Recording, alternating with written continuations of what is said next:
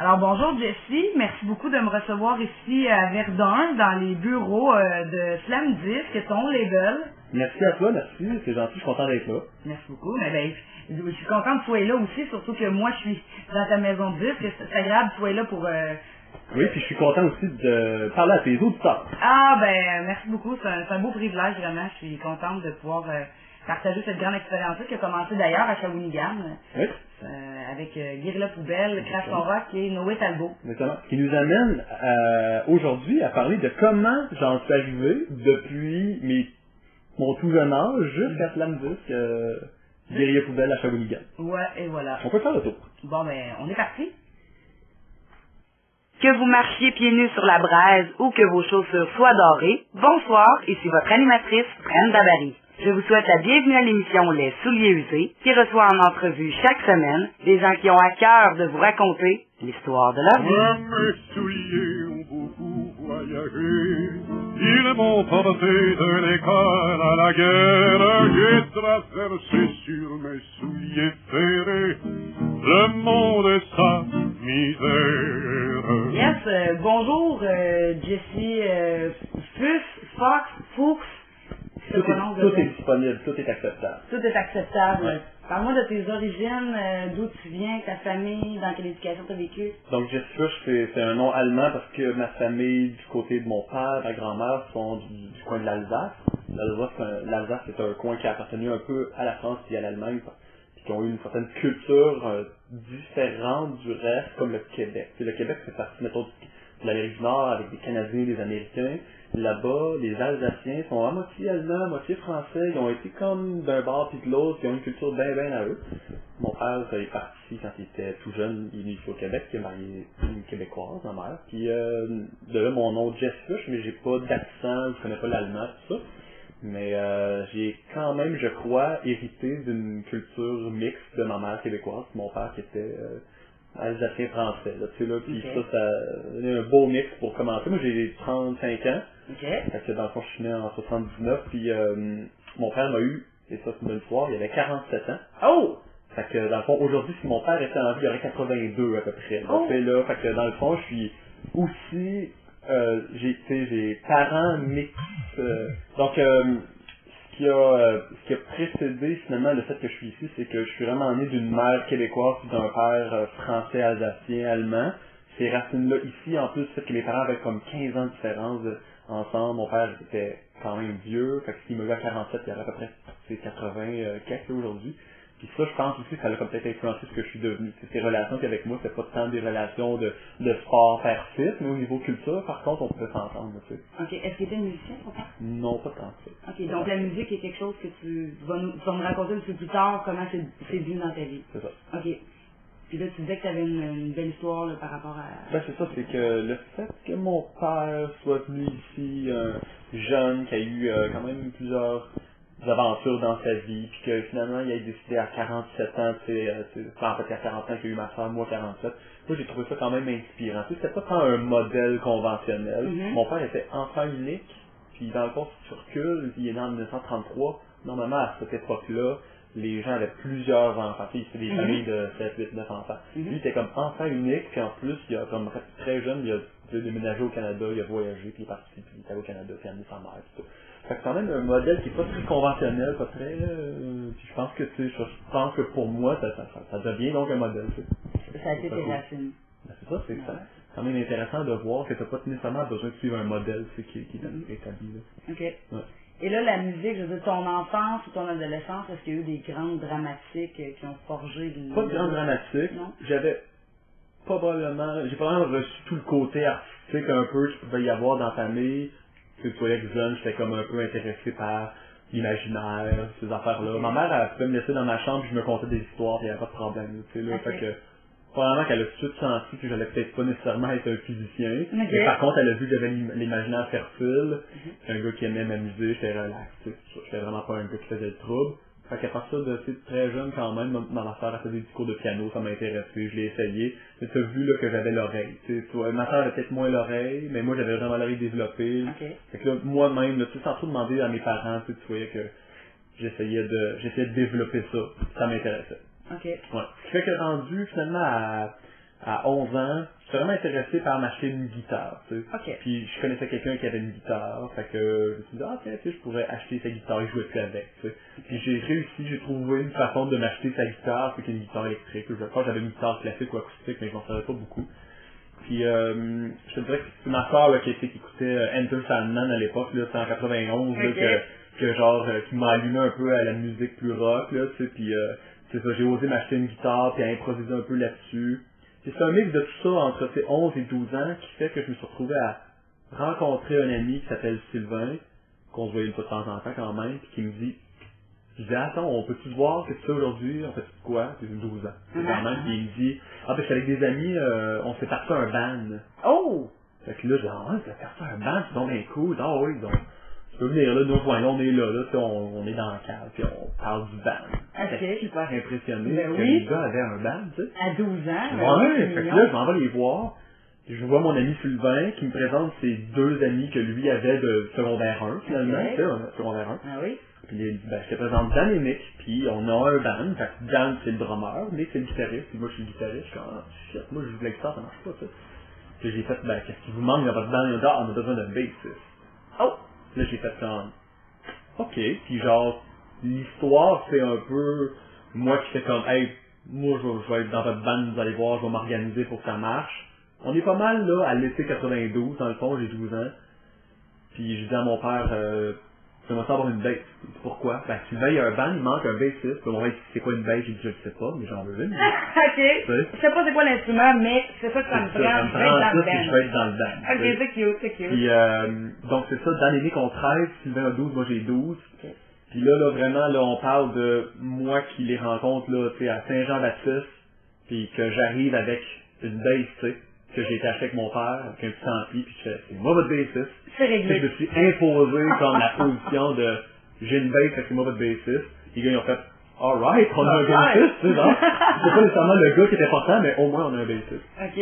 C'était comme ça qu'il est parti extérieur. 92. Chers auditeurs, j'ai donc décidé ici de prendre une pause musicale pour vous présenter ce qui a été le plus grand succès de Xperio, c'est qu'il a lancé la carrière, la très longue et fructifiante carrière de Xperio. Alors, chers auditeurs, on passe à la pause musicale. Voici We Pet de Xperio. À tout de suite.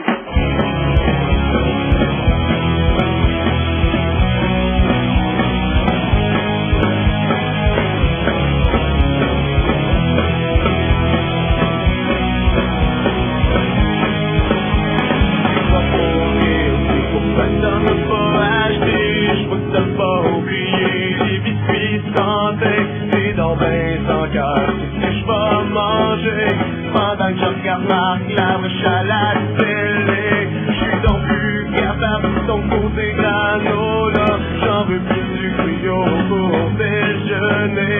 Ça juste faire d'un bol de vomi de chat. Puis en même des endroits où on pense pour se laver. The fine daddy we get more dog, get smaller dog, that's a quick quick. The fine daddy we get more dog, get smaller dog, that's a quick quick.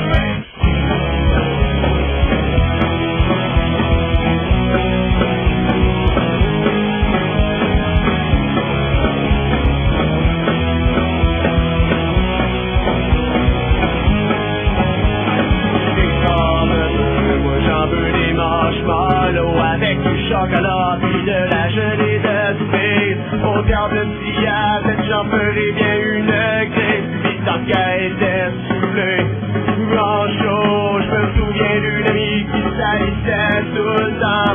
Les whippets sont pas épargnés son chandail blanc. Savez-vous que c'est aussi une sorte de chien qui passe son temps à courir après les lapins? C'est pas une médaille, des whippets pas dans la smaller dog, ça fait quick, quick, quick. C'est pas une médaille, des whippets pas dans la smaller dog, ça fait quick, quick, quick.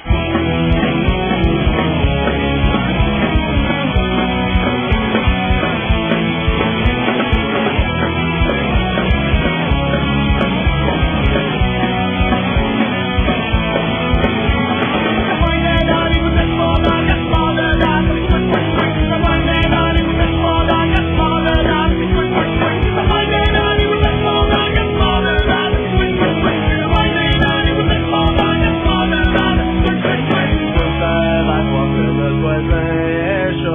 parce qu'il mange toujours des guimauves. Mais Monsieur Caron et Théophile Villot resteront toujours mes deux plus grands héros.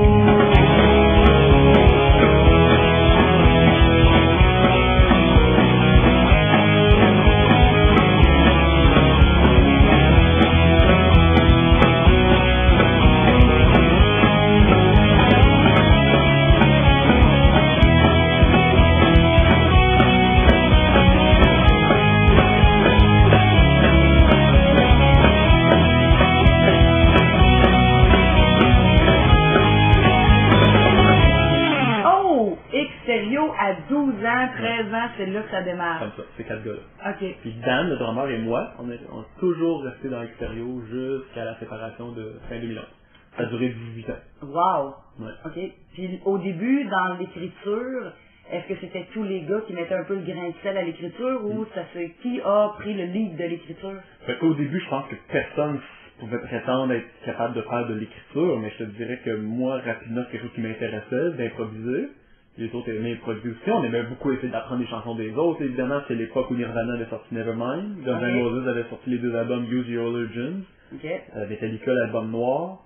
Puis là, on est à 92, 93. Je te jure que, tu sais, au niveau des covers, là, il y avait du stock à apprendre, là. Les dernières 5 ans, là, il avait été bonne pour la musique, là, tu sais, là, puis ça bougeait, là, c'était moins le air metal, ça commençait à être un peu plus dans le grunge, tu sais. Et puis, ça n'a pas été long, 94, ça fait exactement 20 ans de ça, il a sorti Dookie avec Green Day, Smash avec Offspring, là, Pearl Jam était vraiment fort, ça marchait, là, White Zombie, et là, écoute, à un moment donné, là, il commence à avoir beaucoup de bons bands, nous autres, on est des éponges, parce qu'on vient de se former un band, puis on est 1, 2, 3, je te jure que ça a roulé, là, ces 2 années-là, là, où est-ce qu'on jammait tous les samedis, non-stop, tout le temps. Nos parents ne nous cherchaient pas. OK.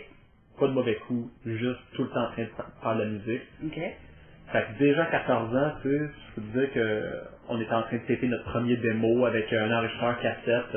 Un radio un peu comme là, on a un enregistreur avec nous. Ben, dans la pièce, on avait un gros ghetto, là, tu sais, là. Ça faisait play record, il y avait un micro dans le ghetto. Oui. On tapait nos tunes. On a fait nous-mêmes copier 150 cassettes. Ouh! J'en ai une copie ici, l'original de la cassette, la première cassette d'Extérieur avec la pochette dessinée à la main, photocopiée dans une photocopieuse. OK. Puis genre, c'est notre premier démo. On les a tous vendus à l'école pis tout. Il y a encore aujourd'hui dans mes amis qui sont super fiers de dire qu'ils ont la première cassette. Oui, c'est l'original. Ouais, c'est ça. Mais à ce moment-là, Extérieur, pourquoi la question d'écriture, c'est qu'à ce moment-là, Extérieur fait du cover puis fait du jam un peu improvisé. Il n'y a pas d'écriture. Mais en 94, quand on fait la première cassette, c'était des tunes à nous autres. Ah, ok, fait que l'écriture. Mais c'est ça, l'écriture. L'écriture, c'est fait dans les 2 premières années qu'on a formé le band, autant qu'on apprenait à faire les tunes des autres, autant que déjà il y avait une espèce d'ambition d'écriture. Ok. Donc quand on s'est retrouvé avec à peu près 7-8 tunes, on les a tapées. Mais il faut comprendre, il n'y avait pas tant de chanteurs, puis c'est ça le plus top, à 14 ans, personne qui chantait vraiment.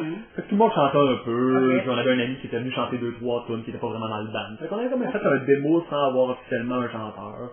Sans avoir une saveur non plus, là, c'était le premier jet. On a 14 ans, c'est à peine qu'on s'est joué, on dirait, là, dans un certain sens. Il n'y a rien de tout ça qui a jamais comme resté, là, ça. OK. Fait que ça, c'est quand même intéressant comme début d'histoire. Mais je te dirais que 2 ans plus tard, on avait quand même fait beaucoup de choses dans notre école secondaire, des petits trucs comme ça, on était devenus des meilleurs musiciens, on avait appris. On s'approchait du secondaire 5, fait qu'on était plus vieux, plus autonome, plus d'influence. On avait fait des shows avec d'autres bandes, ça nous avait appris à devenir un meilleur groupe. Parce que tu sais, quand tu commences, autre que d'apprendre les tunes des autres, si tu fais pas des shows avec d'autres bandes, tu sais pas quand t'es bon. Tu peux pas te comparer, mais ceux qui ont ton âge, qui ont 15 ans, qui font un show qui sont meilleurs que toi, ça t'influence à augmenter ton niveau, tu sais. Mais nous, ce problème-là, c'est ça qu'on a dit, qu'on n'a pas assez joué avec d'autres groupes, on n'a pas évolué assez vite. OK. On a fait longtemps ensemble, on n'est pas devenu rapidement un bon band, à cause qu'on jouait pas assez avec d'autres groupes. On jouait trop comme entre nous autres, ou des shows tout seul, pas de première partie, mettons. Fait que pas de feedback de comparaison. Pas de comparaison. Okay. On n'a pas assez évolué vite à cause de ça. Rendu à 15-16 ans, là, le secondaire arrive, puis, tu sais, le cégep s'en vient.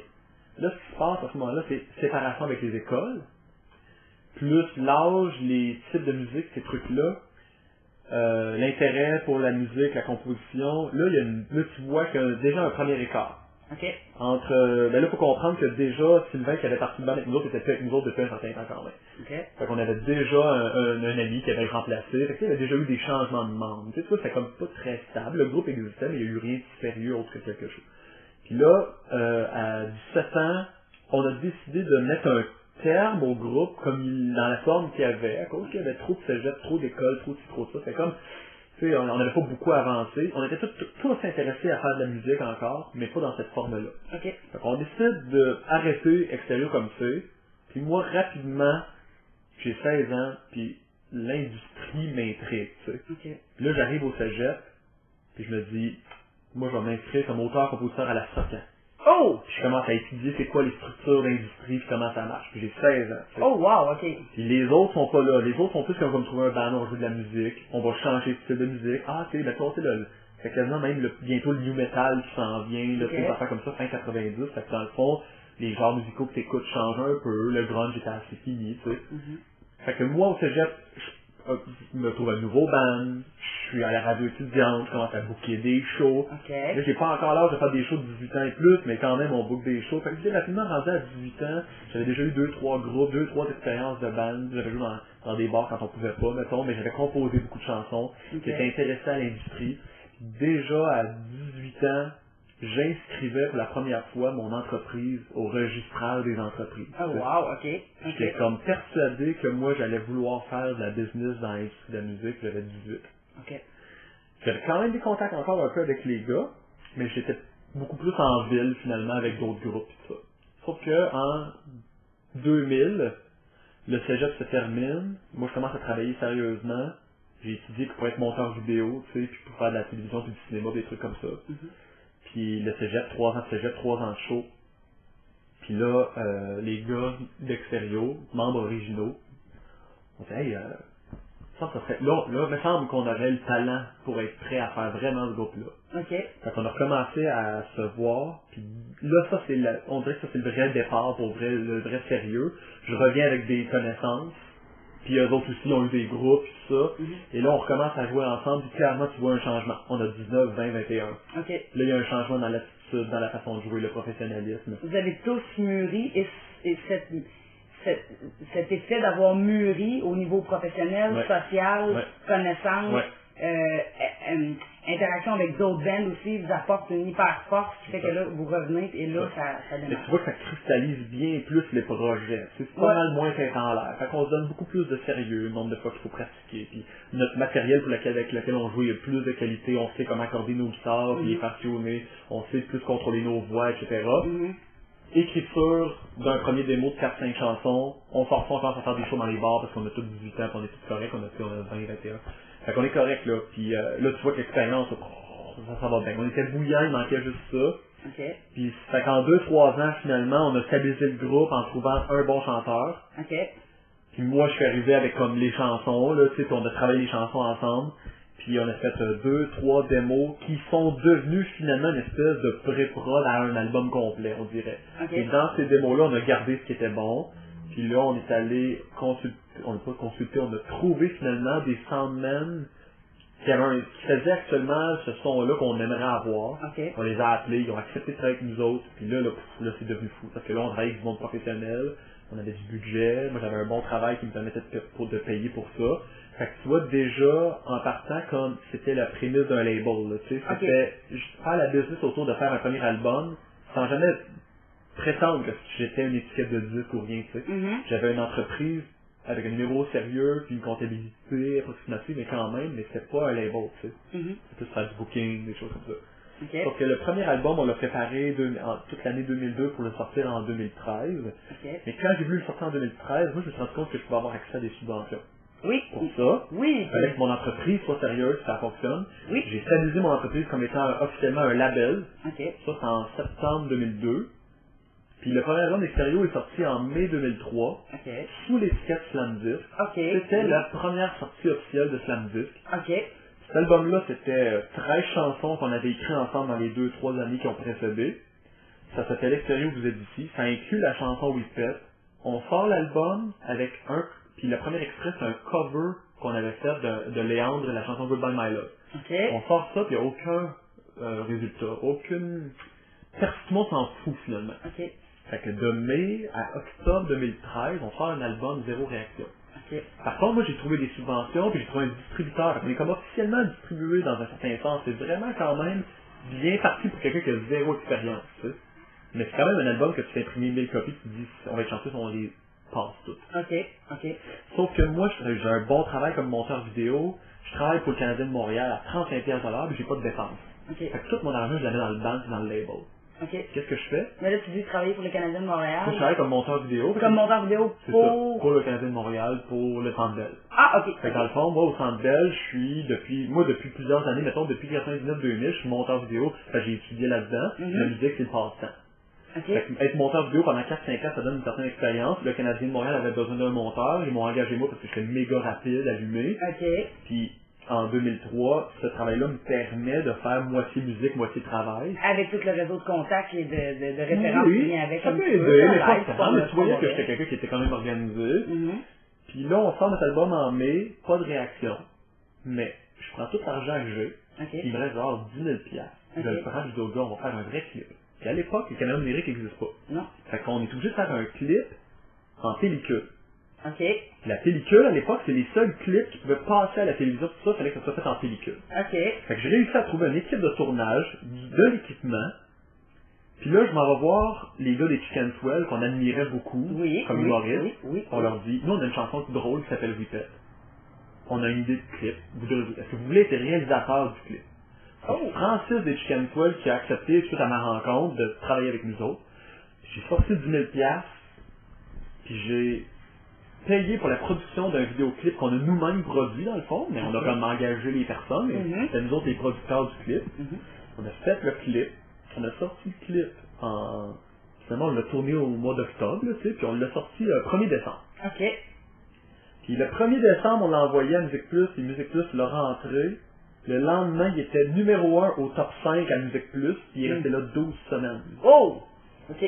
Vraiment, là, ça a Fait fait que là, beaucoup de mal. il y a eu un super gros coup à partir du 1er décembre jusqu'à la fin février. Il y a eu un immense... Engouement pour Oui Comme il y a eu Perdu. quoi pour la toune. On se souvient. Les radios ont starté de rouler ça. Les producteurs n'avaient pas encore sorti à Hawaiian. Non, non. Et ça commence à rouler. OK. Et là, moi, j'ai juste imprimé 1000 copies, puis mon distributeur, il les avait envoyées comme ça dans les magasins. OK. Puis moi, je ne sais pas que les radios jouent la toune partout. Moi, je l'ai envoyé, mais j'ai pas de feedback. Je sais pas comment savoir qui joue quoi. OK. Fait que tout le monde la joue, mais je le sais pas. OK. Tout le monde veut l'album, mais je le sais pas. Les magasins vendent leurs copies, mais je te jure, il y a même une erreur sur le code barre de l'album. Personne ne sait qui produit l'album d'extérieur. Donc, Slam Disc n'est pas attaché là. Quand tu arrives pour scanner l'album et le trouver, ça vient d'où, pis tout, tu n'arrives pas à trouver Slam Disc. OK. C'est tough, là. OK. Et puis là, on a des problèmes structurels de manque d'expérience, OK. mais tout le monde le veut. OK. Fait que là, on reçoit des téléphones. Salut, ça serait pas toi qui s'occupe de ce groupe-là extérieur? Ben ouais. c'est mon band. Ben man, on est sold out de tes albums depuis un mois. Bonne nouvelle, bon matin. Tu sais, c'est comme qui vend tes albums, qu'est-ce qui se passe? Puis là, je suis comme, ben j'ai un label, là j'ai un distributeur, mais là, c'est quoi tes autres? Puis là, réaction de qu'est-ce qui se passe? Fait que Chris, ta tourne est comme numéro 1 d'un palmarès, tout le monde veut ton album. Puis personne t'a mis au courant de ça. Personne n'est au courant de rien, OK, là. fait que c'est comme, selon le terme qu'on va employer commun, tu deviens comme une big star quand même que tu le saches. Personne le sait.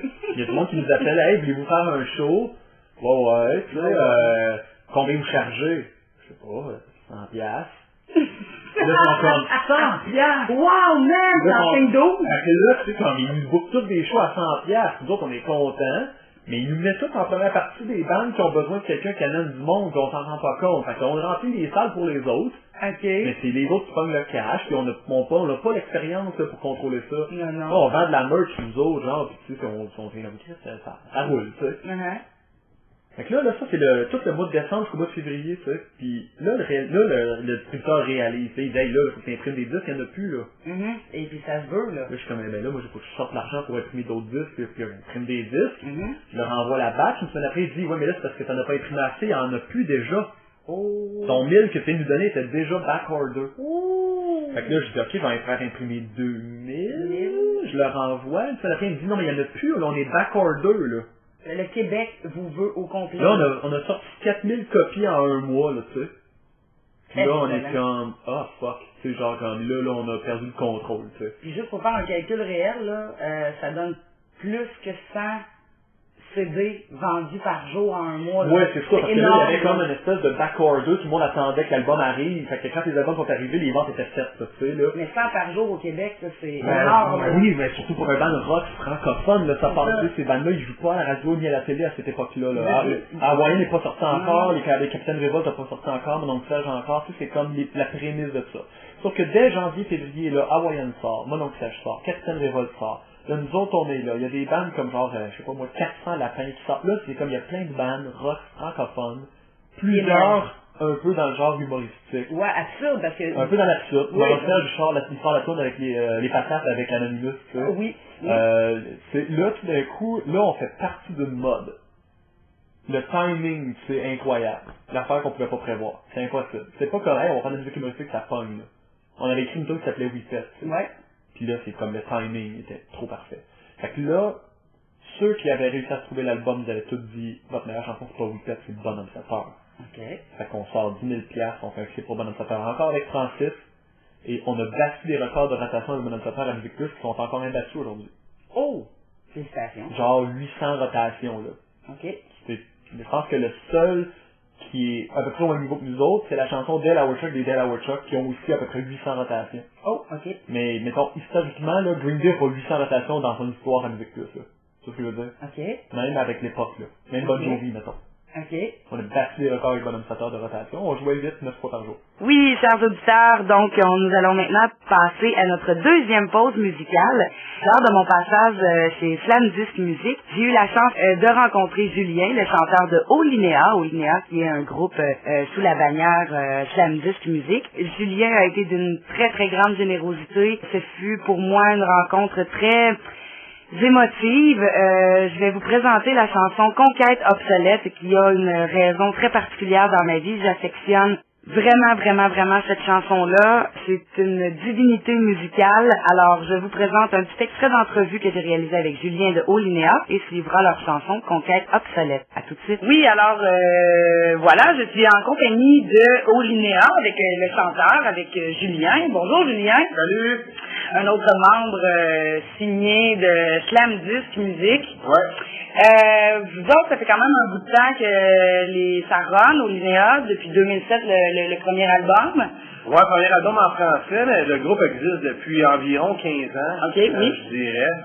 Puis c'est ça, je me remémorais des moments là aujourd'hui de notre premier local, ici sur la rue Richelieu à Saint-Jean. Puis, 15 ans, on rajeunit pas, mais c'est ça, on essaie encore de faire de la musique, là. Puis là, on est rendu au troisième album, le quatrième, et pour quand? Là, il y en a un, on va dire un troisième et demi, OK. qui est dû pour dans quelques semaines. Oh! En disant ça, je mets de la pression sur Jessie, là. OK. Parce que, en tant que tel, on l'a enregistré au printemps passé. OK. Il est posé sorti comme présentement, là. Mais c'est comme le bon vin. Plus ça attend, plus ça mûrit. C'est ce que je me dis, oui. Ça va goûter meilleur des oreilles. C'est ça, mais c'est pas un album complet, c'est un album concept. OK. Qui va sortir bientôt. Mais on commence la composition d'un nouvel album. En fait, on a un nouvel album en travail, là. OK. Mais on a un membre qui était dans Star Academy ou quelque chose comme ça. Fait que là, il y a son projet solo, puis... Félix-Antoine Couturier. Oui, voilà. oui, fait que disons qu'on attend un petit peu de l'avoir avec nous, là, pour l'inclure dans le projet, là. Okay. Mais sinon, le projet, disons, le troisième album et demi, devrait naître sous peu. Je l'ai pas entendu, là.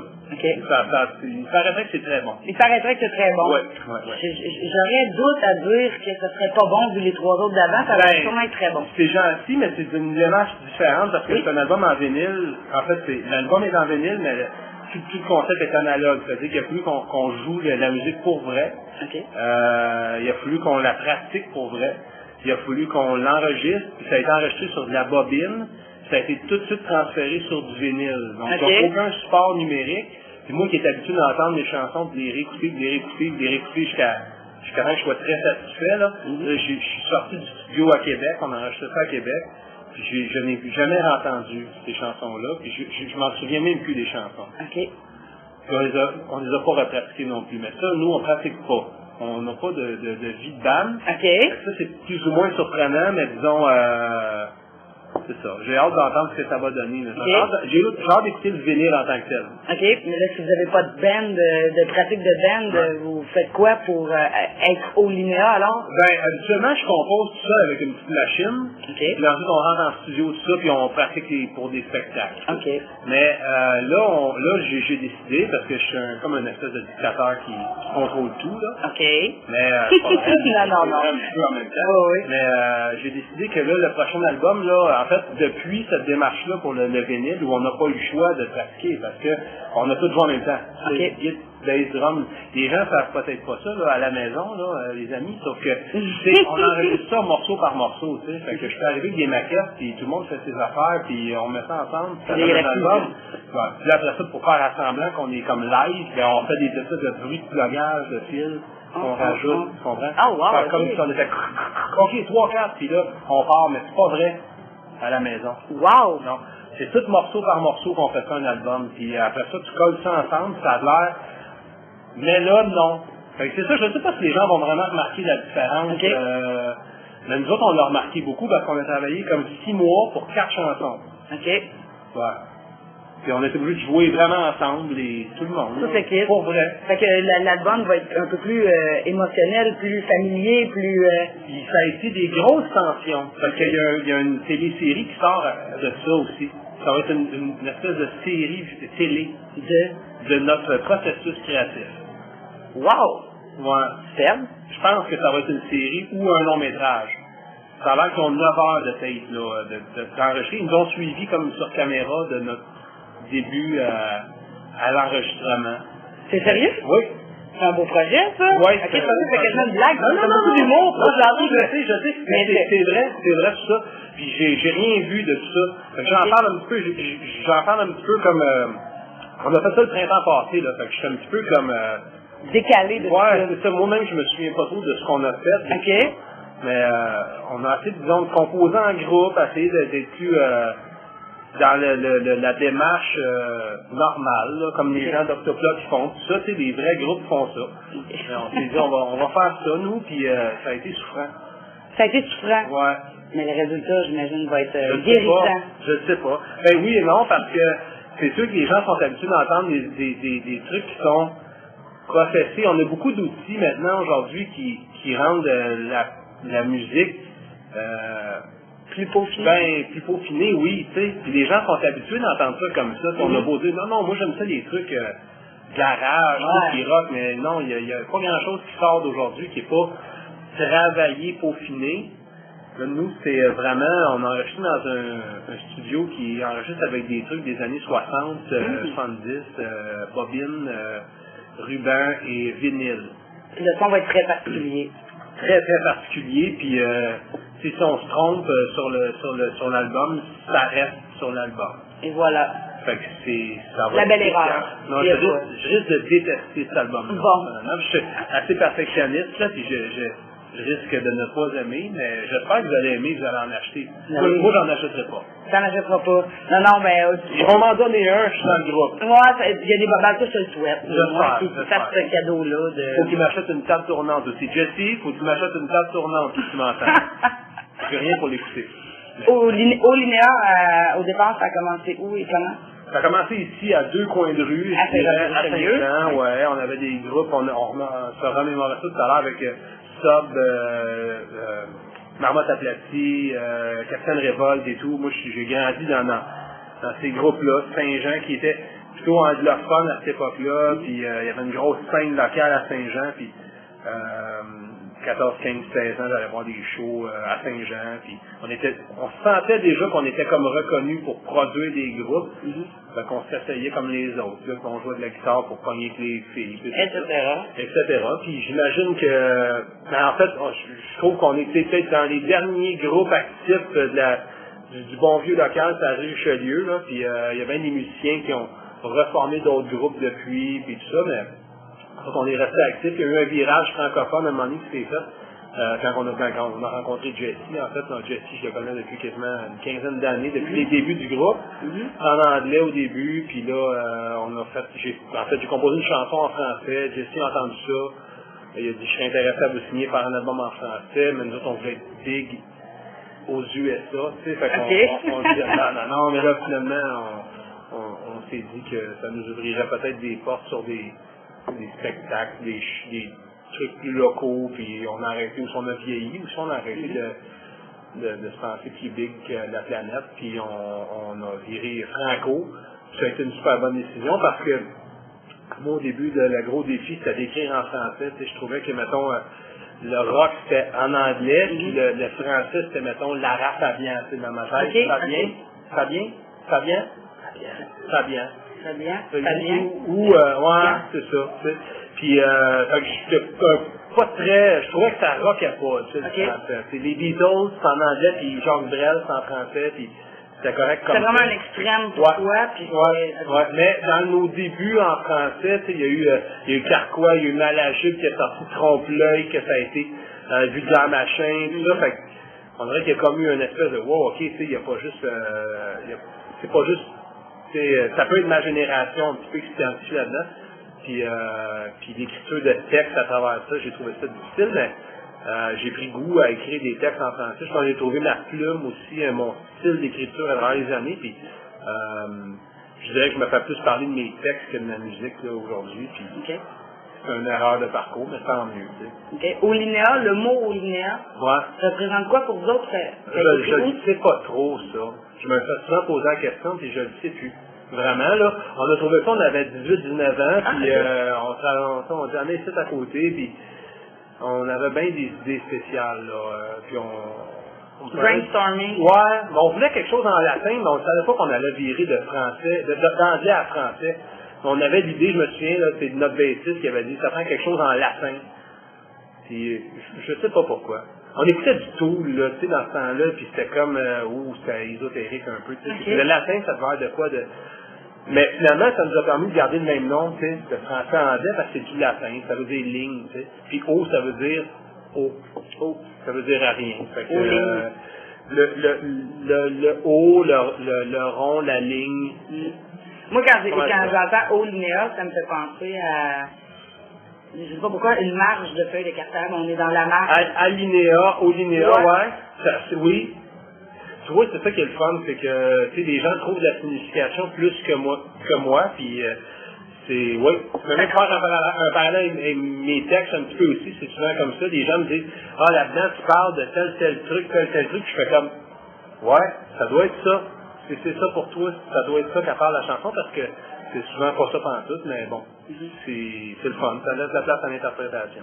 Lequel des 3 albums, donc il y a L'Ordre des choses en 2007, La Bête de l'Homme en 2010 et Distraction en 2012, lequel des 3 était le plus, qu'il y a un attachement peut-être plus particulier? Est-ce qu'il y en a un des 3 qui a eu quelque chose, une saveur plus...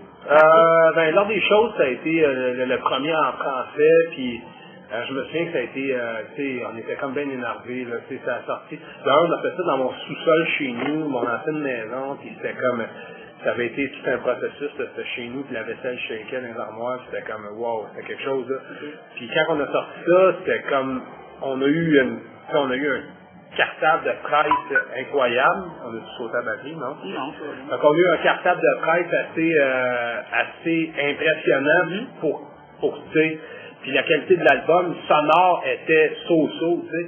Sauf que on avait vraiment comme mis un pied dans la mort, là, j'avais l'impression. Puis ça nous faisait vraiment triper. Après ça, La Bête de l'Homme, on était peut-être un petit peu plus attendu. Encore là, on l'a fait nous-mêmes avec Félix qui a réalisé l'album, qui a fait un job incroyable, mais en même temps, Félix était très angoissé par rapport au travail de réalisation de l'album. Fait que ça a été assez souffrant comme processus de passer au travers.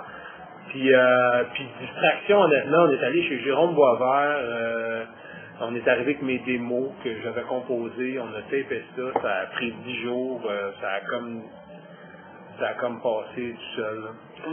Comme dans ce bar. Ça a vraiment bien été, comme je dis, on avait déjà des démos solides, puis le concept de l'album est un petit peu plus festif, un petit peu plus, puis ça fait, en tout cas le processus était comme ça, mais c'est la première fois aussi qu'on remettait le processus d'enregistrement dans les mains de quelqu'un qui connaît ça, et que t'as juste à t'occuper de faire ta job, tu sais, fait que comme musicien, des fois t'en as assez, puis quand tu veux tout faire toi-même, des fois c'est difficile, mais quand tu remets une grosse partie de la job à quelqu'un, en tout cas, ça a bien été. OK. Ouais. Moi, je terminerai en disant, quand Conquête obsolète a sorti, j'ai littéralement tombé en amour avec cette chanson-là. C'est une chanson qui, si j'avais un top 5 des chansons à amener au paradis, et quand je meurs et Dieu me dit, je t'en permets 5, Conquête obsolète est sincèrement une des 5 que j'amène au paradis. Ah, mais c'est gentil, merci beaucoup. C'est un divin bijou musical, cette chanson-là. Merci. Je tenais sincèrement à te le dire en personne. Merci beaucoup. pour ça, merci pour votre art, merci d'être là. Et c'est ce qui va conclure notre entretien, Julien, de Haut-Linéa. Merci beaucoup, merci à toi. Merci d'être intéressé à la musique en général, la musique qu'on fait. On fait ça pour des gens comme toi. Ben, merci, c'est un grand plaisir.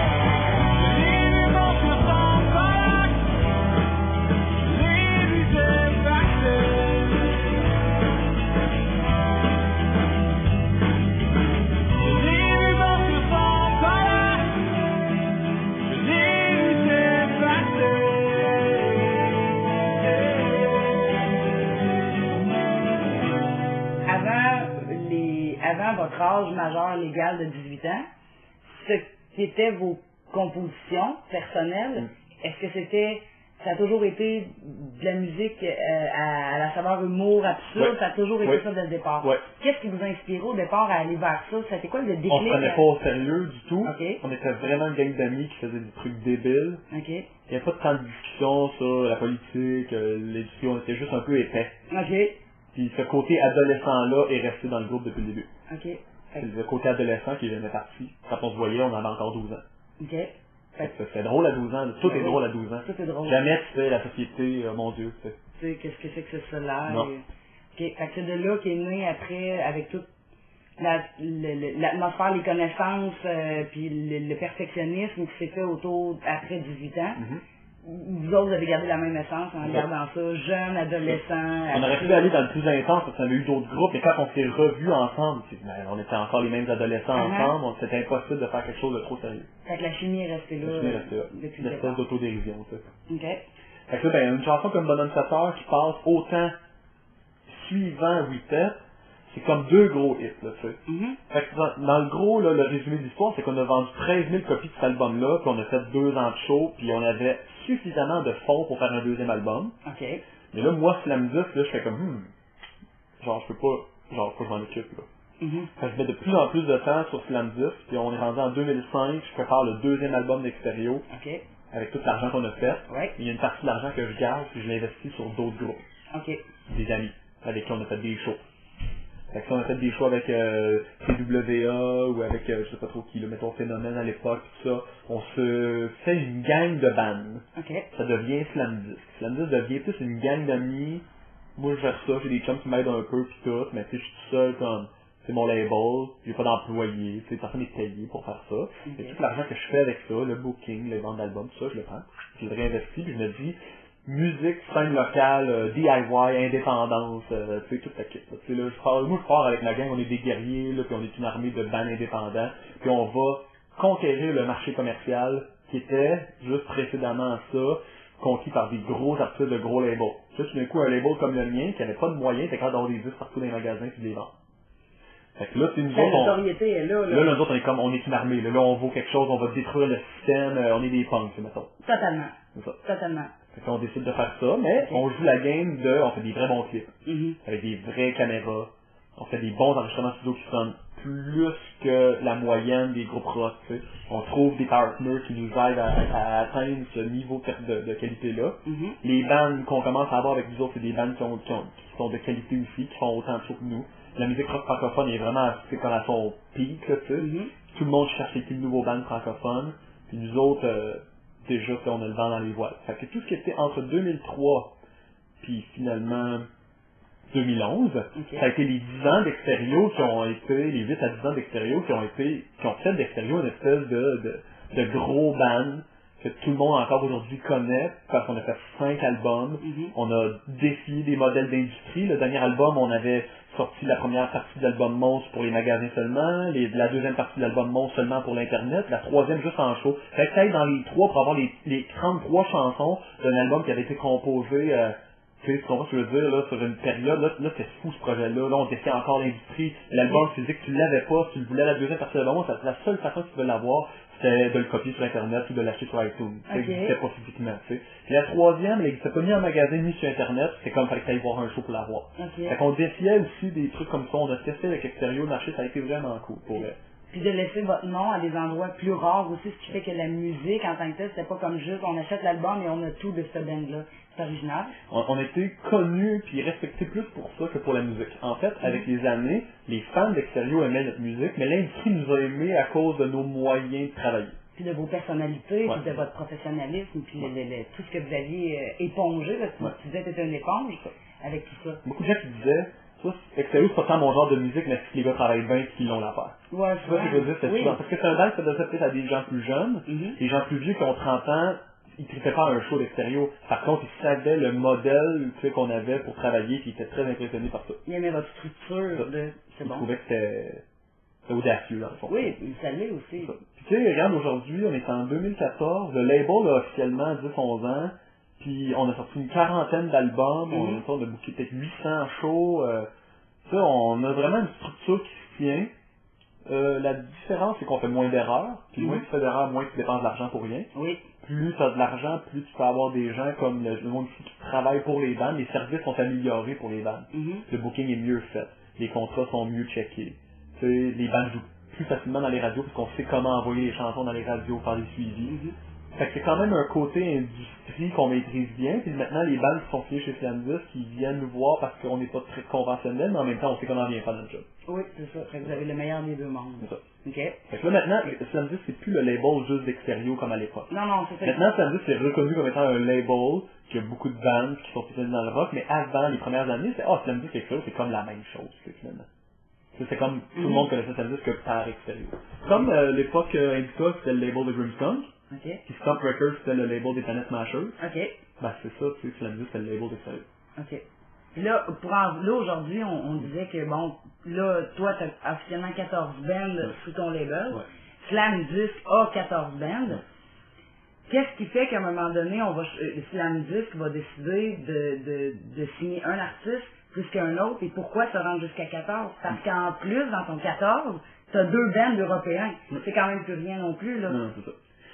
Là, maintenant, le catalogue est un peu complémentaire. Dans le fond, nous, comme on a décidé de se spécialiser dans le rock francophone, quand il est venu le temps d'avoir des propositions de bandes, plus on devenait professionnel, plus on avait des bons bands qui nous suggéraient leur musique.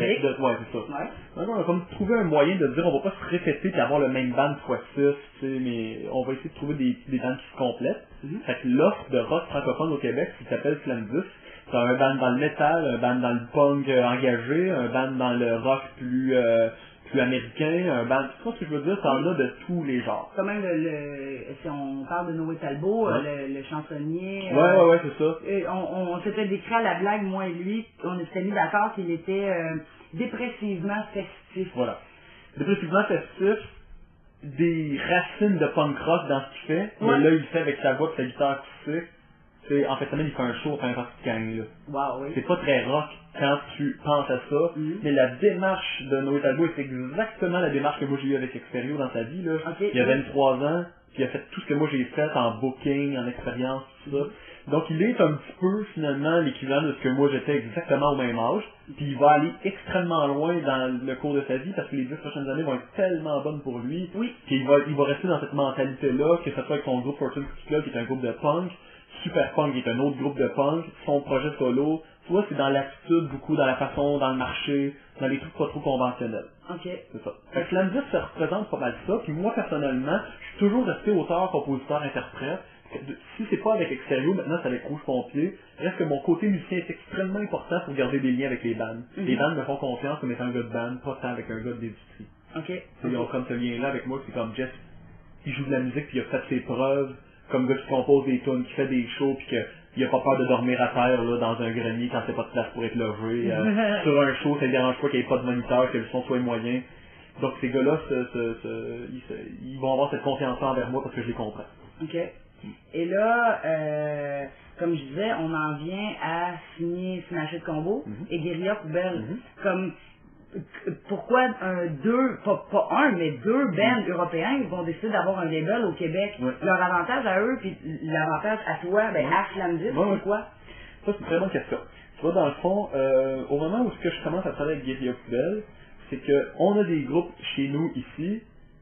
À l'époque, on avait Mac qui était signé avec nous, qui font une tournée en France avec Guérilla Poubelle. OK. Guérilla Poubelle, en France, c'est le plus gros groupe de punk en 2005-2006. Oui. C'est eux autres qui remplissent les salles là-bas, puis tout, c'est comme le band cool. Puis tous les punks vont voir ça, c'est puriste à fond, c'est DIY, les gars ont un label comme le nôtre. Puis là, nous, on parle avec eux autres sont en France, puis ils disent, hey, on peut faire une tournée, échange, etc., blablabla. Moi, je commence à travailler avec Pierre-Luc à l'époque, qui est le gérant d'Éric Panic. Éric Panic, Matt se connaissent, ça vient de Québec, là, puis ils disent, ben oui, on va aller faire des tournées avec Guérilla Poubelle là-bas, puis on va les amener ici faire des tournées. Fait qu'en 2005, 2006, 2007, je commence à avoir des liens avec Guérilla Poubelle à cause des tournées. Fait que mes bandes ont tourné avec eux là-bas, puis eux ont tourné avec mes bandes ici. Par contre, eux, ils sont indépendants, ils ont un label, fait qu'ils vont gérer eux-mêmes leur vente de disques, tout ça, ils n'ont pas de billes ici, mais bon. Sauf que quand vient le temps de regarder en 2009 le nouvel album, avec les liens qu'on avait, j'ai réussi à m'entendre avec Phil, le chanteur du band, puis lui, il dit, vous avez exactement l'attitude qu'on aime pour signer un deal, parce que c'est vraiment pas un groupe très industrie, tu sais, c'est le genre de groupe puriste parce qu'ils prennent pas d'argent dans le band, ils vont laisser tout l'argent dans une association qui redonne au band, tu sais, c'est très indépendant, très punk comme attitude, puis nous on était comme le seul label qui se rapprochait de ça ici. Fait qu'ils ont accepté de faire le deal avec nous autres, on a sorti leur premier album, on a fait une grosse tournée, ils ont tourné beaucoup avec les Vulgaires Machins ici, les Vulgaires Machins ont tourné beaucoup avec eux là-bas. Donc il y a du jumelage de tournée. Du jumelage de tournée, mais là les Vulgaires, ça devient plus big en France à cause de Guérilla Poubelle, puis Guérilla Poubelle devient très big ici à cause des premières parties de Vulgaires Machins. Les Vulgaires Machins, c'est le plus gros groupe de rock qu'on a au Québec en 2007, 2008, tu sais. Fait que, donc vraiment ça, nous, ça l'a aidé beaucoup à développer Guérilla Poubelle de la bonne façon. c'est-à-dire directement bouche-oreille avec les fans dans les shows pis ça. Puis cette expérience-là a duré plusieurs années. Encore là, on vient de terminer une tournée avec eux, mais je te dirais que ça nous a donné le goût de le refaire avec un autre genre de band. Quand on s'est fait envoyer plusieurs courriels par des amis qui ont dit « As-tu entendu parler de Smash It Combo? C'est vraiment fou ce qu'ils font. » Nous autres, on est allé écouter ça, puis on a dit « Wow, s'il y a un seul label avec qui ces gars-là devraient être, c'est nous. » Là, on a tout de suite commencé à parler de ça. On était à l'époque en train de réfléchir à si on signait Massisteria. On avait rencontré Massisteria en France pour parler d'un deal, tout ça. Puis là, Smash It Combo arrive dans la discussion, puis on se rend compte que Smash It Combo est pour nous plus une représentation de ce qu'on veut faire, en fait, de forme de musique, puis aussi surtout en forme d'industrie. Ça veut dire que les gars ont eux aussi leur propre label, ils ont eux leur propre clip. Nous, on veut s'associer à ce genre de démarche-là. Il y a des Smash It Combo, on commence à faire une première tournée avec eux. Puis là, l'année prochaine, ça va être leur 3e tournée ici, puis ça va être leur 3e album qu'on va sortir avec eux. Fait que Guerrier Poubelle, on a officiellement 2 albums avec eux, sur une période un peu plus longue. Smash It Combo, dernièrement, était plus productif en fait de musique. Mais dans les 2 cas, les 2 groupes, c'est les 2 groupes avec qui on voulait le plus s'associer par leur démarche. OK. Puis toute la production, le montage, l'impression, le graphisme de ces 2 bands européens-là, et c'est là-bas? Oui, c'est-à-dire que nous, on sort des versions canadiennes de leurs albums. Ah, OK. Fait que dans le fond, on sort ici une pochette juste un peu différente, des codes barres différents, des logos différents. OK. Pas tant différents des versions, c'est les mêmes chansons, etc. Et Guerrier Poubelle, ils ont mis quelques bonus, des trucs comme ça. C'est des petites modifications, mais c'est sensiblement le même produit. Et les clips, c'est les clips qui sont produits, nous autres, on les sort ici, tu sais. C'est bien, ça fait un rappel à quand tu disais que Extérieur avait des chansons que tu peux avoir juste sur Internet ou juste à un endroit. Fait qu'avec vos 2 Slam 10 avec Guerrilla Poubelle et Smash It Combo, répète un petit peu ça, d'avoir une petite différence, donc. D'offrir aux gens une façon d'écouter la musique pas toujours basée sur un modèle. Le modèle, souvent, est un modèle on veut tout le temps le re-questionner. Puis nous, on a cette chance-là, cette liberté-là pour re-questionner le modèle tout le temps. Par exemple, on n'a jamais eu peur avec le label du changement dans l'industrie de la musique, des ventes, ces affaires-là. Ça nous a jamais fait peur parce qu'on a toujours été en marge de ça. Ça, c'est notre objectif, dans le fond. Et voilà, nous sommes rendus à notre 3e pause musicale. Lors de mon passage chez Slam Disc Music, j'ai eu la chance aussi, entre autres, de rencontrer le groupe Octoplot, qui en ce moment connaît un succès monstre avec leur chanson Animaux. Donc, je vais vous présenter tout de suite après la chanson aussi un petit extrait d'entrevue que j'ai réalisé avec Laurence, le chanteur de Octoplot. Alors, bonne écoute et à tout de suite, chers auditeurs, pour la conclusion de l'émission avec Jessie Fuchs.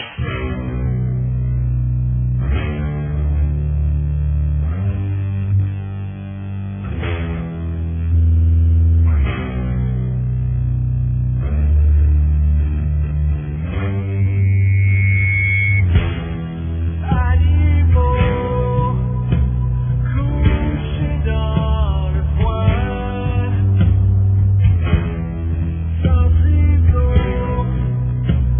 j'en veux-tu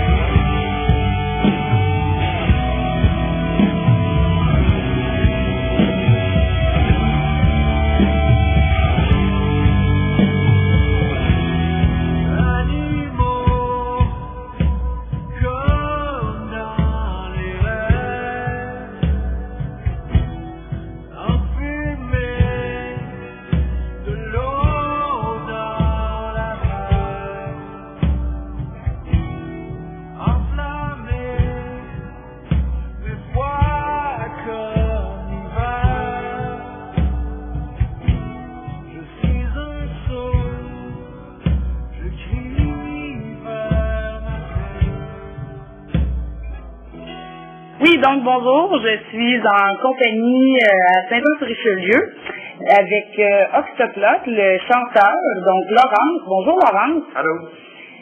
Parle-moi de où est née la musique dans ta vie, ça remonte à quel âge?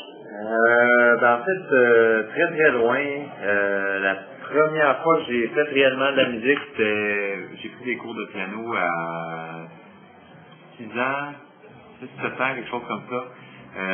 Mais mon père joue de la musique, de plusieurs instruments, et puis ça fait pas mal longtemps que c'est là. Fait que la première fois que j'étais en contact, c'était à l'école primaire, puis ensuite j'ai abandonné ça.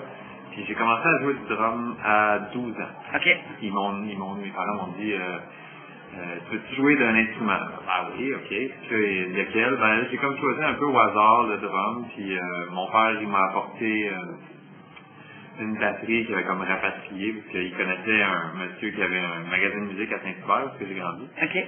Puis c'est ça, il a comme rapiécé les morceaux, c'est un vieux drum que j'avais finalement jamais dû vendre. Puis mais j'ai commencé à jouer là-dessus, j'ai pris des cours jusqu'à 13-17 ans, puis ensuite j'ai arrêté, puis j'ai eu des bandes au secondaire, comme tout le monde qui ont des bandes en général. Là. OK. Fait que la musique est dans ta vie depuis toujours. Ouais. Jesse et toi, vous connaissez depuis la tendre enfance ou c'est nouveau? C'est très récent. Lui, il a entendu, dans le fond, on s'est connus à cause d'Octoplot. Parce que lui a entendu parler de ça au début, quand ça a commencé, c'était quand on a ouvert genre la page Facebook, là, le band commençait, c'était un des premiers c'est comme s'intéresser à ça. Je pense que c'est quelqu'un de Québec là, qui avait parlé de ça. Puis il est venu nous voir en show au Poudre Fest il y a 2 ans. Lui il aimait ça beaucoup. Puis là, c'est à partir de là vraiment là, qu'on a changé. Parce que nous, on vient comme la scène punk qui chante en anglais là, de Montréal. C'est ça, Jesse, le Clandis, qui est très, c'est tous les francophones, c'est ça, puis c'est pas aussi, c'est pas exactement le même style de musique. Donc c'est tout récent. OK. Et là, moi, quand j'ai écouté votre album, parce que je l'ai écouté au complet, j'ai, premièrement, comme tous les Québécois en ce moment sont sur le freak de Animaux, qui est vraiment, soit dit en passant, une pure merveille musicale. Félicitations. Mais j'ai adoré l'effet de surprise de tout le reste de l'album. Parce que Animaux et le reste de l'album n'ont pratiquement aucun lien. Alors, vous autres, le trip de dire on fait Animaux et tout le reste de l'album est carrément une boîte à surprise. D'où est née l'idée de faire cet album-là comme une boîte à surprise? On s'est mis, en fait, moi et ma tante, on s'est mis aucune limite quant au genre musical des chansons. Fait que il peut y avoir aussi bien des tunes comme, mettons, Animaux ou Point Punk, là, qui sont comme full balade ou facilement, Animaux, on va dire. Puis il y en a d'autres, mettons, Vente de billets, où est-ce que, quand on a composé ça, c'est enviant, là, tu sais, parce que on y va comme too much, là, dans ces tunes-là. Puis, mais tu sais, c'est des tunes qui viennent comme ça, puis on s'amuse en même temps, les deux, puis il y a des tunes qui se composent quand on jamme ensemble, il y a des tunes qui se composent chacune de notre bord, puis chacun on y va de nos influences différentes, puis on n'a pas mis de frein, fait que on se limite pas. Fait que mettons Animaux, c'est venu tout seul, fait qu'on s'est dit on va en mettre dedans, puis Vente de billets, c'est venu tout seul, qui est comme complètement le contraire, puis on va en mettre dedans pour plus fun à faire dans le fond. Tout c'est une question de plaisir. Et là, pour les, est-ce que ça serait quoi les prochains buts ou les prochains rêves que Octoplot aurait? Plusieurs choses. Continuer à faire des spectacles, continuer de composer. Là, on en a fait beaucoup cet été. Là, on va avoir un mois de novembre assez occupé. Là, on va continuer à faire ça. Ma soeur, il y a un autre band, Revenge, de Montréal, puis lui, il part en Europe avec eux autres au mois d'octobre. Mais, tu sais, en hiver, on n'arrête jamais comme de composer, fait que je pense qu'on va avoir une bonne banque de chansons pour un éventuel deuxième album aussi, puis continuer de faire des shows un peu partout. OK. Dans les Europes aussi, peut-être, éventuellement. Pourquoi pas l'Europe, moi, ça serait à souhaiter. Vous avez ce qu'il faut pour, en tout cas. Donc, tu disais, Laurence, qu'avec la chanson Animaux, le vidéoclip a toute une histoire avec ça. Ben, c'est juste une histoire de circonstance. On a été vraiment chanceux de pouvoir le tourner là. Bon. quand tu s'en vas à Montréal par le tunnel Louis-Hippolyte Lafontaine, il y a l'hôtel des gouverneurs sur l'île Charon, quand tu pars de la Rive-Sud. Et puis, cet hôtel-là n'est plus un hôtel depuis le mois de janvier. Il va être transformé comme une maison de personnes âgées. OK. Tu veux domper ton père, mais tu t'en vas le mettre sur l'île, l'hôtel des gouverneurs sur l'île Charon. Bon, OK. Il y a une route qui mène là, puis il s'est rapproché. C'est ça. OK. Mais, bref, le père de Geneviève chez Clandis, c'est comme Jack Nicholson dans Shining. OK. Et en attendant la transition de ça, il doit surveiller l'hôtel, puis il habite là, avec son grand danois Arnold. OK. Puis à ce moment-là, Jessie a saisi l'opportunité de tourner le clip dans... On avait l'hôtel à nous autres seuls, tu sais, les ascenseurs fonctionnent, puis tout, fait que... Dans le fond de ça, on avait l'hôtel pendant une fin de semaine de temps pour tourner. Seulement, on a tourné 2 vidéoclips. On a tourné aussi Sans compromis, qui va sortir éventuellement. OK. Mais sinon, c'est ça. Puis Arnold, le grand danois, c'est un merveilleux chien dont je m'ennuie de sa présence. Bon. Ouais. Fait qu'on avait un hôtel pour nous autres, quand même nice. C'est des belles images, en tout cas. Oui. Donc, c'est l'histoire du vidéoclip Animaux. Ben, merci beaucoup de faire partager cette anecdote-là avec nous. Un grand plaisir. Et j'écoutais Félix-Antoine Couturier. Si on compare Guérilla Poubelle avec un Félix-Antoine Couturier, c'est vraiment un extrême. Ouais. Qu'est-ce qui Félix-Antoine Couturier, c'est un coup de cœur, c'est quelqu'un qui vous est apparu parce que il est vraiment 9-9. Ouais. C'est un bébé, l'industrie. Là. En fait, pour le commun des mortels, Félix-Antoine, c'est comme, il sort de où, puis il y a beaucoup de gens qui sont comme, c'est le gars qui a fait la voix. Ok, ouais. C'est comme, c'est weird, ça, tu sais, puis là, ici, chez Clandis, c'est quoi l'histoire en arrière de ça? Oui, c'est ça. Bon, l'histoire en arrière de Félix, c'est simple. Nous, dans les premières tournées avec Extra, avant notre premier album même, on faisait des shows en région avec d'autres bandes qu'on rencontrait comme ça. Quand on a décidé de faire des shows à Saint-Jean-sur-Richelieu, on a rencontré les gars d'Olinéa. Oui. On a fait des shows avec eux autres. Ok. Maintenant, c'est un groupe anglophone. Ah! Puis à ce moment-là, les gars ont un band, nous autres on a un band, on fait des shows ensemble, on se côtoie lors de shows, mais ça s'arrête pas mal là. Quand le label commence, on continue de parler avec les gars de l'Inéa, on leur propose de faire partie de compilation, on leur book d'autres shows, mais c'est tout, tu sais. Puis moi je suis pas trop connecté avec Félix à cette époque-là, je suis connecté plus avec le chanteur, puis le drummer, tu sais, puis on se parle, c'est les gars de l'Inéa. Et puis rendu en 2005, là on avait des bonnes relations. Et puis ces relations-là se sont développées jusqu'à ce que Lina dise on va chanter en français, on va être sur le label. OK. Fait que les gars changent en français, préparent un album francophone. Et je pense que c'est réellement au moment que j'ai tourné le premier clip du premier album de Lina en français que j'ai rencontré pour vrai Félix. Okay. Le plateau de tournage avec qui j'ai plus parlé, avec qui j'ai communiqué. Et c'est vraiment là, je pense, que je me souviens d'avoir un peu plus eu une relation plus proche. Félix, j'ai appris qu'il était aussi dans Kodiak. Okay. Puis qu'il était le guitariste de Kodiak et de Lina, deux groupes de Saint-Jean-sur-Richelieu qui pognaient. Donc 2005 à 2010, là, une grosse période de Linéa puis Kodiak. Félix est dans les deux bandes. Fait que c'est lui que je côtoie régulièrement dans les tournages de clips. C'est parce que moi je fais les clips de Kodiak. Même s'ils sont pas signés sur le label, mais je fais leurs clips. Et puis à un moment donné, Félix il me dit, moi je pense que je vais aussi éventuellement faire quelque chose en solo. Je suis comme, tu m'en parleras. Puis à un moment donné, quand j'ai décidé de le faire, je suis comme, tu vois, ça fait pas trop avec ce qu'on fait, tu devrais aller voir les autres labels, tu devrais les intéresser. Puis il va pas trop voir les autres labels. Puis il fait tous les concours. Festival de la chanson de Grande B, Saint-Amboise, Place des Arts, fait tous les concours. Petite Vallée. Il gagne plein de prix, des affaires comme ça. Puis Chris, la première saison de La Voix et des auditions, il va, bang, il passe, s'en va dans l'équipe de Marie-Mé, 2,9 millions de personnes qui écoutent La Voix. Félix il est là. Félix fait des tunes. Nous autres on est tonnes. Je suis le seul, dans le fond, qui le sait. Je suis le seul qui va le voir dans l'assistance. Qui va le voir faire ses éditions passées. Tu sais, puis moi je vois Félix, mon ami de Olinéa puis de Kodiak, qui est en train de péter des gueules, tu sais, dans ce concours-là, c'est qui est comme méga connu, qui est gros, qui est une, tu sais, produit par une grosse boîte, qui est tellement loin de ce que nous on fait, tu sais. Puis moi je suis tellement content qu'il y ait un punk là-dedans. Tu sais, je le considère punk. Je considère que dans son attitude, sa personnalité, je me dis, il a jamais rien fait de très standard, là. Puis c'est ça. Puis comme ça s'est bien passé, lui il a jamais voulu aller voir un autre label. Il était signé avec moi depuis tellement longtemps pour les autres albums qu'il a dit hey, on fait ça ensemble. La confiance était établie là, totalement. Okay. Là on sort son premier album solo complet au mois de novembre là. Là, on parle de 10 ans de travail là, pour en arriver à ça, là, tu sais. C'est ça.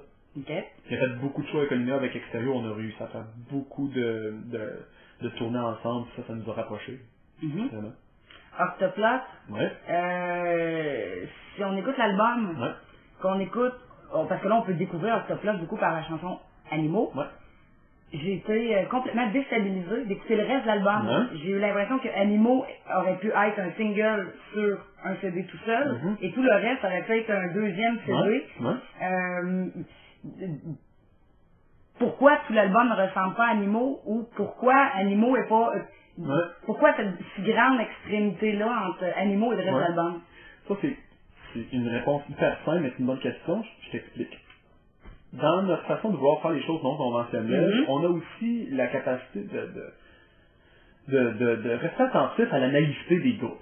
Okay. Plus les groupes sont professionnels, puis moins ils sont naïfs, plus ils font des trucs sécuritaires, plus ils font des choses qui ressemblent à du déjà vu, moins ils prennent de risques, plus les groupes sont ignorés finalement par l'industrie. Okay. Nous, ce qu'on aime, c'est un groupe qui dérange, un groupe qui fait des trucs un peu débiles, qui suit pas de règles, tu sais.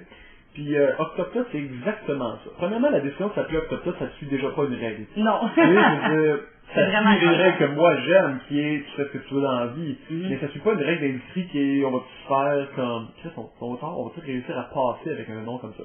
D'autres s'en foutaient, puis ils se disaient ce groupe est pas sérieux, c'est en attendant. OK. Alors, ils disaient on a d'autres bandes, puis là, oups, notre guitariste s'est pas présenté, on est juste deux, ben on va jamais les tunes. Ils ont donné un nom à ça s'appelait Octoplot. Ils ont fait des shows pour rire. Moi j'ai vu ça, puis j'ai fait. La naïveté est tellement grande, c'est tellement pas sécure qu'est-ce qu'ils font, que c'est exactement là où les gars vont réussir à performer. Ah, OK. C'est là où ils vont réussir à déranger. OK. Puis on est rentré en studio avec les gars, puis on leur a dit les gars, pas de pression, on fait l'album qui coûte le moins cher possible, vous faites tout ce que vous voulez, carte blanche, ça donnera ce que ça donnera.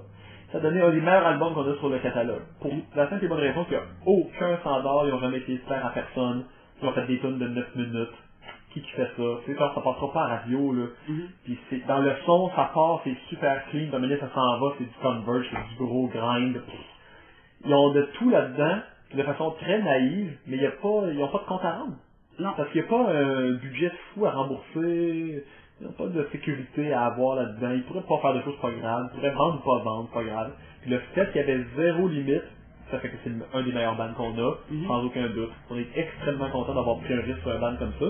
Ces gars-là, des standards, ils en ont rien à foutre. Rien à foutre.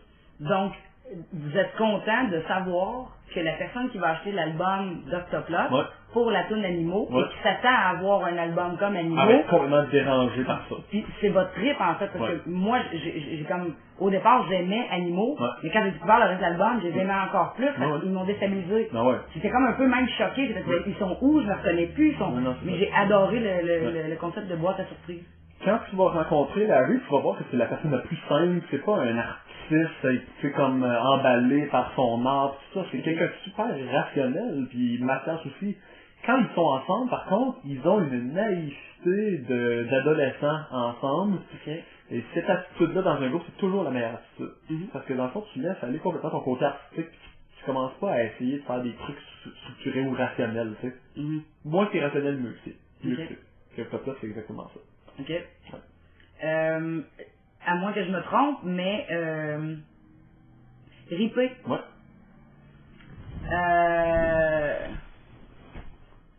Ces gars-là sortent de où? Bon, toi, je t'expliquais tout à l'heure qu'on avait commencé le label au début en ajoutant des bands amis à nous. Oui. Bon, moi, quand j'ai commencé à booker des shows en 98, 99, 2000, 2001, 2002, ce qui a précédé Slamdisk, j'avais booké des shows avec un groupe qui s'appelait TWA. Quand le label a commencé en 2002-2003, qu'on a sorti Extérieur, on avait ce qu'il fallait comme financement pour commencer à sortir d'autres projets. Okay. Mon ami Félix Archambault, bassiste dans TWA, c'est un gars qui aime m'aider, il y a des projets lui aussi, il fait de la relation de presse un peu en offside, du tracking, des trucs comme ça, fait qu'on travaille ensemble, c'est lui et moi que, en partner qu'on a sorti l'album de Phénomène, un des groupes qu'on a en catalogue, à cette époque-là, Félix m'avait aidé à sortir ça, c'est lui qui avait découvert le band qu'on s'est associé, puis lui il a toujours été guitariste de TWA. Okay. Moi j'ai sorti les 2 premiers albums de TWA. On a fait des clips, ça passait à Musique Plus, ça a été gros TWA pendant une certaine période, ça a été un des groupes engagés qui était comme finalement référencé à Vulgaire Machin. Ok. C'est ce que je veux dire, femme francophone engagée. Comme MAP. MAP, Vulgaire Machin, TWA, étaient tous dans le même dans le même cercle là, de bandes là, considérées. C'était pas dans la gang des bandes francophones humoristiques, comme Trois Accords Stéréo, c'est dans la gang des groupes engagés punk. Okay. Puis donc Rémi et Félix et le frère de Félix, Émile, étaient les gars de TWA. Plusieurs années de travail ensemble, des albums, des clips, tout ça. Quand le groupe TWA s'est terminé parce que Émile déménageait loin, ils ont pris un drummer qui s'appelle Dan, ils ont changé le nom du band, ils ont appelé ça Ripé. Puis on dit, on fait plus de musique engagée. Qu'est-ce qu'on va faire, c'est, on habite dans un quartier qui est dans le coin d'Onsic, un peu. OK. Puis ce quartier-là est rempli de clichés, tu sais. OK. Là, ils font semblant de faire partie du cliché. Oh! La moto, les bars, les tavernes, les personnes louches, les décisions louches, les vêtements louches. Tout le deuxième degré de moi, je fais de la moto bicycle. Genre. Je vais au bar, puis je joue à machine à sous. Tout ce côté-là du quartier où ils habitent, ils ont décidé d'en faire un band, puis c'est ça le concept. C'est de là qu'est né... Donc tous les textes, c'est comme au deuxième degré tout le temps. Oui. Fait que dans le fond, le deuxième album s'appelle Tu pisses du sang. Là, c'est comme le gars qui rentre chez eux, puis il se souvient pas pourquoi, mais il est sous, puis il pisse du sang. Okay. C'est typiquement le genre de truc que tu peux voir dans le quartier où les gars habitent. OK. Les gars, ils font comme référence à ça tout le temps. Wow, OK. Et quand tu dis on est des rockstars, puis s'auto-proclamer rockstar, puis avoir un groupe de rock, c'est un peu comme le côté un peu Catherine Éric Lapointe par bout, là, tu sais, des trucs comme ça. Les gars ont embarqué là-dedans. Mais je trouvais que les gars, par exemple, avaient une belle essence. Je sais pas si ça a eu un lien, mais j'ai découvert un peu la finesse qu'avait Plume la Traverse. Ouais. Puis j'ai trouvé que dans Ripé, il y avait un espèce de petit clin d'œil ou un petit bisou envoyé en l'air à la Plume la Traverse. Oui. J'ai aimé ça. Oui, le côté un peu révérencieux. Voici la réalité telle que je vous l'ai dit, sans changer mon langage. C'est plus, moi je parle comme ça, je chante comme ça. Par contre, c'est toujours un personnage, tu sais. Quand tu les rencontres en vrai, ces gars-là, c'est pas des gars qui ont des motos. OK. C'est pas des gars qui saoulent à n'empisser le sang. C'est pas Dance Lory Dance. Dance Lory Dance, ils sont exactement ce qu'ils sont sur scène dans la vie. C'est des poils, ça boit, ça fait du rock. Dance Lory Dance, c'est pas un personnage. Ripé, c'est un personnage. On a créé un monstre. Ouais. Je m'attendais à quelque chose qui allait juste par le titre. Je m'attendais à vraiment du Ripé ou du Hockey Volca. Et je tombe totalement en amour avec On a créé un monstre. C'est le genre de musique que je verrais très bien jouer au Morgane, dans un mariage, dans un baptême. C'est universel, c'est pour tous les âges. C'est délicieux. Et pourquoi avoir... Ça vient encore avec le slam disque mentalité? Oui, en fait, on est allé voir une des éditions des Francouvertes, la 9e, je pense, à l'époque. On allait regarder les bandes qu'il y avait là. Cette année-là, on était prêt à faire une expansion, puis à signer plusieurs bandes. Fait qu'on cherchait pour des bandes à cette époque-là. On avait été voir une des soirées de demi-finale, puis on avait vu On a créé un monstre, on s'est dit, ça va être eux. Puis ils ont pas passé, ils ont même pas fini dans les 9 finalistes cette année-là. Ils ont été loin de gagner quelque chose, mais nous on savait que c'était le band qui allait à long terme réussir quelque chose. Et on s'est pas trompé. On est sur les 2 albums, c'était ici au label, c'est vraiment des albums qui nous ont surpris, qui ont surpris beaucoup de monde. C'est les plus punk et les plus sous-longs du label, c'est ceux qui font la musique la moins rock dans un certain sens. Fait que c'est drôle comment que justement ça c'est pas conventionnel. Les gars, quand tu les rencontres, sont super fins, mais si tu veux faire un party de backstage, tu penses que Crash Ton Rock, ça va être les gars les plus party bière, et non, c'est les gars dans un monstre qui vont torcher tous les autres gars du label. Et, mais c'est eux qui ont, eux les plus musiciens, dans un certain sens, le talent musical au niveau technique. Les habiletés musicales sont là, au niveau studio, les arrangements, c'est vraiment des super pros. Moi, la mienne, c'est 5.0. Cette chanson-là m'a vraiment... Très surprenant. Fait que nous, on est contents parce qu'on les verrait chez un autre label, on serait jaloux, on voudrait les avoir avec nous. On est contents que ça avec nous. En terminant, que ce soit Slam Disc ou toi, parce que c'est comme indissociable, disons, mais j'aimerais quand même avoir 2 versions à la réponse, si 2 versions existent. À la question, je veux dire...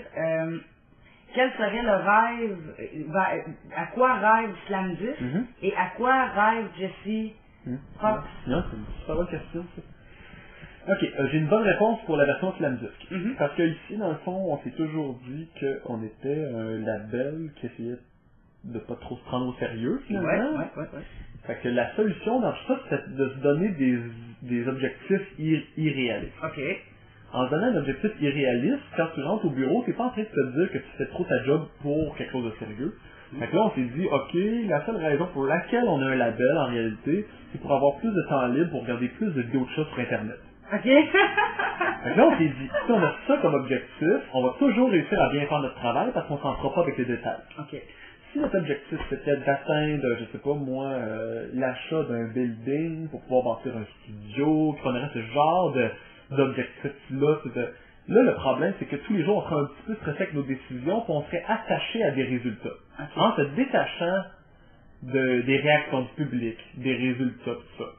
On se détache de certaines responsabilités puis on prend des meilleures décisions quand il est temps d'improviser sur la naïveté, sur les clichés, tout ça. En ayant des objectifs non réalistes comme avoir plus de temps pour regarder des vidéos de chats, ça fait que si le groupe te sort un album qui marche moins, tu ne stresses pas avec ça. Non. Enfin un autre. Okay. On s'est dit aussi, tu sais, notre objectif, ça pourrait être d'avoir un super gros yacht qui coûte des millions, qu'on appellerait le Slam Bateau. Ça serait ça notre bureau. Puis que maintenant, si les groupes voudraient venir nous voir, il faudrait qu'ils viennent nous voir sur notre yacht. C'est tellement irréaliste pour un label de punk rock que c'est parfait comme objectif. Okay, on dit tout le temps au groupe, quand ils nous croisent ici, vous savez, les gars, nous autres, on fait ça pour s'acheter un yacht de toute façon. Fait que genre, ça prendra le temps que ça prendra. Puis entre-temps, on va regarder des vidéos de choses sur Internet. OK. Fait que là, les groupes, quand ils voient ça, ils savent qu'on se prend pas au sérieux. Puis ils savent qu'ils sont pas très bons. Mais ils comprennent tout le côté hyper professionnel par le fait. Ils savent qu'on est professionnel, mais qu'on fera pas des gestes qui pourraient abîmer le groupe par pure ambition industrielle. OK. Faut comprendre que moi je suis un artiste puis que je crois fondamentalement qu'il y a un problème que les humains ont créé, c'est on a fait de la musique et de l'art des produits de consommation. Oui. Et on est devenu tellement imposant dans l'industrie avec le produit de consommation qui est l'art, que les artistes maintenant croient qu'ils sont valides seulement s'ils vendent des albums ou s'ils vendent des tableaux ou s'il y a des gens qui les regardent jouer dans une salle. OK. Ils se sentent pas validés le jour qu'ils créent de l'art, ils se sentent validés seulement si l'industrie les valide. OK. C'est complètement une erreur en réalité. Quand tu fais de l'art, ton art existe du moment que tu l'as créé. Oui. Sa valeur ne devrait pas dépendre de comment tu as créé de revenus. Mais c'est comme ça que les artistes maintenant se valident. Alors moi je suis un artiste qui a réussi parce que je gagne ma vie avec ça par exemple. OK. Je fais tellement de revenus financiers grâce à l'industrie, grâce à la vente de mon art, que je fais de l'argent, je suis donc un artiste accompli. OK. C'est complètement erroné. C'est un artiste accompli le jour où tu as créé ta chanson, que tu l'as gardée dans ta chambre ou pas. Non, c'est vrai. Ça c'est ma façon de voir les choses. C'est pour ça qu'on dit qu'à la base, fondamentalement, un label, c'est un échec. C'est un concept qui ne fait que commercialiser de l'art, puis qui fait que juste entretenir ça. OK. Quand on croise au groupe et nous disent notre album il est pas très bon, il a pas vendu de copie, nous on se dit, tu vois, ça, nous, on est déjà responsable de ça aussi. Okay. On a sorti l'album, le groupe trouve qu'il n'a pas vendu assez d'albums, il se trouve pas accompli, il est déçu de son art, quand en réalité, il devrait être heureux de se créer parce que c'est beau, tu sais. Oui. Fait que nous, on leur dit tout le temps, by the way, les gars, nous, on est comme un intermédiaire entre vous et votre public, mais plus on peut vous rapprocher de votre public puis enlever l'industrie entre les deux, plus on va avoir atteint une mission, une vraie mission. Oui, oui. Une mission de faire plus d'argent, de pouvoir vendre plus de disques, de s'acheter un bateau avec des ventes. Tout ça, ça fait juste comme confirmer que tu fais ça pour les mauvaises raisons. Okay. Dans 1000 ans, là, tu sais, Slamdisk n'existera plus, tous ces groupes-là n'existeront plus, mais l'art va rester. Oui. Les maisons qu'on va savoir acheter avec les revenus de droits d'auteur, ça va être depuis longtemps disparu. On va avoir reconstruit 3 fois des maisons sur le même emplacement. Tu sais, le building de chez Slamdisk ici, dans 100 ans, il va avoir été détruit et il va avoir été reconstruit. Dans 500 ans, reconstruit et dans 500 ans, reconstruit. Fait qu'on va être loin des objectifs qui sont complètement superficiels de faire de l'argent, payer ton char avec tes droits d'auteur ou encore t'achètes chaud, tu t'es acheté des cymbales. Ça va devenir complètement... Mais l'art que tu as créé, ça peut rester. Donc, Slamdisk, pour le résumer en un mot, ça serait un amoureux de l'être humain lui-même au départ. Oui, et tout le reste, c'est... passionné par la capacité de l'être humain de créer. Oh wow! Passionné par la capacité de l'être humain à créer. Ouais, comme fasciné par ça. OK. Fait que quand on essaie de le montrer au monde, comme là on fait une entrevue, ce que je trouve de fascinant, c'est qu'on va pouvoir dire aux gens, il y a de l'art qui est accessible, allez vous le procurer. Pas aller l'acheter pour qu'on puisse faire ça avec, c'est qu'on t'achète un bateau. C'est, il y a de l'art, faites ce que vous pouvez pour le consommer, c'est tellement beau. L'être humain est capable de faire ça. Pour que ce soit partagé. Tu sais, on peut créer des émotions en jouant de la guitare. Toi, tu peux, si tu joues pas de la guitare, être ému par une chanson. Mm-hmm. Que ce soit du métal ou de la musique pop. T'sais. Ça peut même être ému par un itinérant dans la rue qui gratte sa guitare pour des 25 sous. Et puis là, il n'y en a pas d'industrie. L'itinérant qui joue sa musique, puis tu lui donnes 25 cents, lui, il a la pure forme de revenu d'artiste. Oui. Il a complètement coupé l'industrie.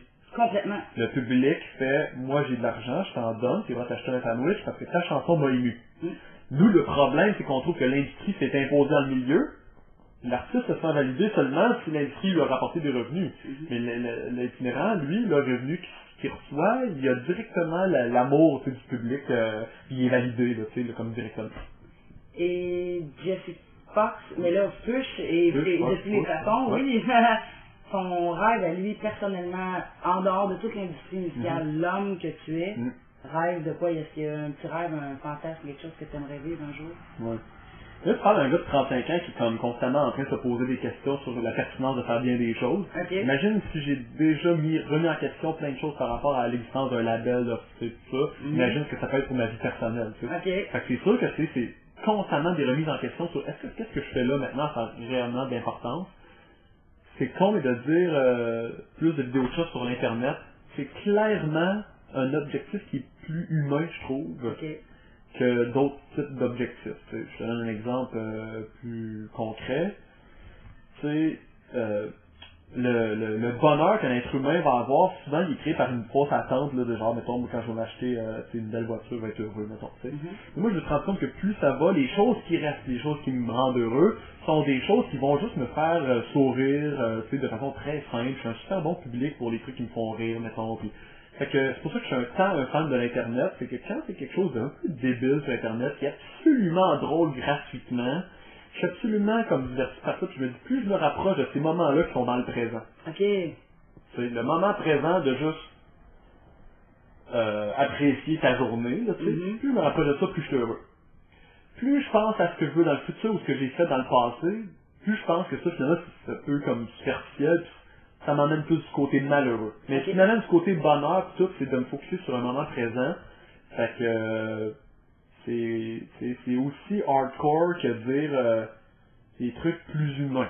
Tu sais, genre rire, ça me fait du bien. Puis comme être ému par de l'art, ça me fait du bien dans le moment présent. Tu sais. Puis Jesse, ce que Jesse veut en fait, c'est de rester heureux, simple, enfant.